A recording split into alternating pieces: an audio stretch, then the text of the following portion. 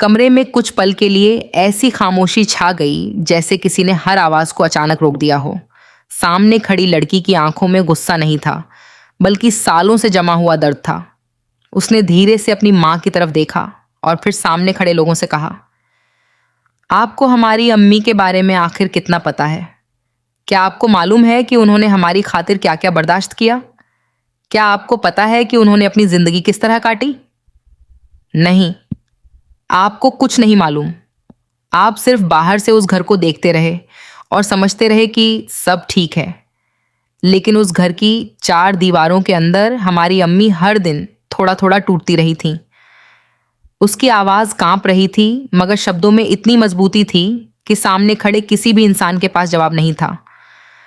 वह आगे आगे बोली, हमारी अम्मी चाहती तो बहुत पहले अब्बू का घर छोड़ सकती थीं। उनके पास वजहें थीं, दर्द था, शिकायतें थीं, लेकिन उन्होंने ऐसा नहीं किया। जानते हैं क्यों? सिर्फ हमारी वजह से।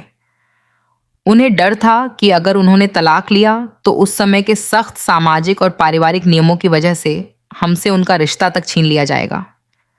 हमें हमारे अब्बू के घर से दूर कर दिया जाता, हमारी पढ़ाई रोक दी जाती, हमारे फैसले कोई और करता। और हमारी अम्मी यह सब सोचकर हर बार चुप हो जाती थी। सामने बैठी बुजुर्ग औरत ने जैसे कुछ कहना चाहा, लेकिन लड़की ने हाथ उठाकर उसे रोक दिया।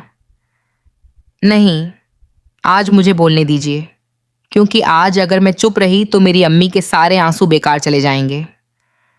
उन्होंने हमारे बेहतर भविष्य के लिए अपनी पूरी जिंदगी दांव पर लगा दी। उन्होंने अपने सपने छोड़े, अपनी खुशी छोड़ी, अपनी आज़ादी छोड़ी, लेकिन हमें पढ़ाया। हमें यह सिखाया कि इंसान की पहचान उसके हालात से नहीं, बल्कि उसके हौसले से होती है। उसकी माँ की आंखों से आंसू निकल पड़े। वह चाहती थी कि बेटी चुप हो जाए, क्योंकि उसे डर था कि कहीं पुराना जख्म फिर से न खुल जाए। लेकिन आज बेटी रुकने वाली नहीं थी। उसने कहा, आप लोग कहते हैं कि हमारी अम्मी ने सब कुछ मजहबी अदालत के डर से सहा। हाँ, उन्होंने बहुत कुछ सहा, लेकिन उन्होंने हमें यह भी सिखाया कि किसी भी व्यवस्था को समझने से पहले उसके नाम पर होने वाली गलतियों को पहचानना जरूरी है। मजहब किसी इंसान पर जुल्म करने की इजाजत नहीं देता, किसी औरत से उसका पढ़ने का हक नहीं छीनता, उसे अपने पैरों पर खड़े होने से नहीं रोकता। फिर आखिर क्यों हमारी अम्मी जैसी औरतों को सालों तक यह महसूस कराया गया कि उनके सपनों की कोई कीमत नहीं? कमरे में बैठे लोगों के चेहरे बदलने लगे। किसी को उसकी बातें कड़वी लग रही थीं, किसी को सच्ची।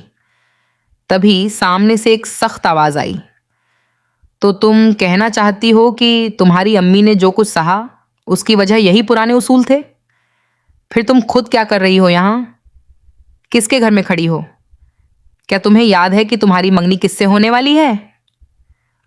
लड़की ने बिना झिझके जवाब दिया, मुझे सब याद है। मैं माहिद के घर में खड़ी हूं और मुझे यह भी पता है कि माहिद कौन है। सामने वाले ने तंज करते हुए कहा, माहिद कोई आम आदमी नहीं है। वह उस मजहबी अदालत का सरबराह बनने वाला है। उसका पूरा जीवन मजहब और उसकी किताबों के मुताबिक फैसले करने में बीता है। क्या तुम्हें सच में लगता है कि तुम्हारी मोहब्बत के लिए वह अपने सारे उसूल बदल देगा? लड़की कुछ पल चुप रही। उसके चेहरे पर हल्की मुस्कान आई और उसने कहा, मैंने कभी नहीं कहा कि माहिद अपने उसूल छोड़ देगा।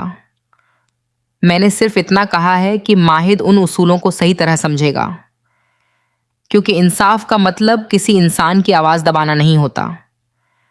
अगर किसी औरत को पढ़ने से रोका जा रहा है, अगर उसे अपने फैसले लेने का अधिकार नहीं दिया जा रहा, अगर उसके सपनों को सिर्फ इसलिए कुचल दिया जा रहा है क्योंकि वह औरत है, तो मुझे नहीं लगता कि यह इंसाफ है। तभी माहिद वहां आ गया। उसने दरवाजे के पास खड़े होकर सारी बातें सुन ली थीं। किसी ने उसकी तरफ देखा और कहा, माहिद, अब तुम ही इसे समझाओ। इसे लगता है कि मोहब्बत के लिए तुम अपने सारे उसूल बदल दोगे। माहिद कुछ क्षण तक चुप रहा। उसकी नज़र पहले लड़की पर गई, फिर उसकी माँ पर।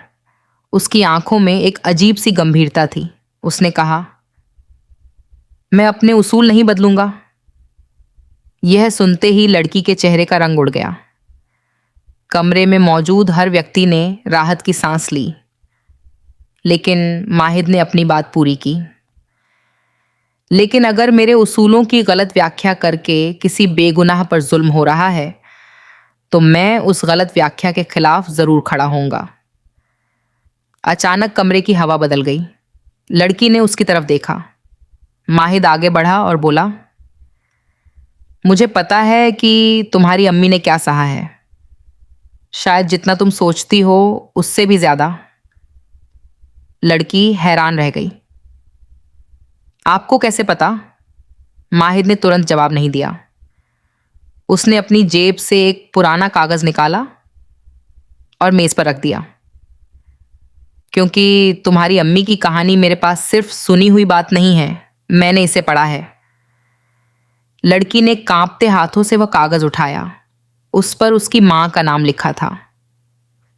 नीचे कुछ तारीखें थीं और उसके बाद ऐसे फैसलों का जिक्र था जिनके बारे में उसकी मां ने कभी किसी को नहीं बताया था। लड़की के हाथ कांपने लगे।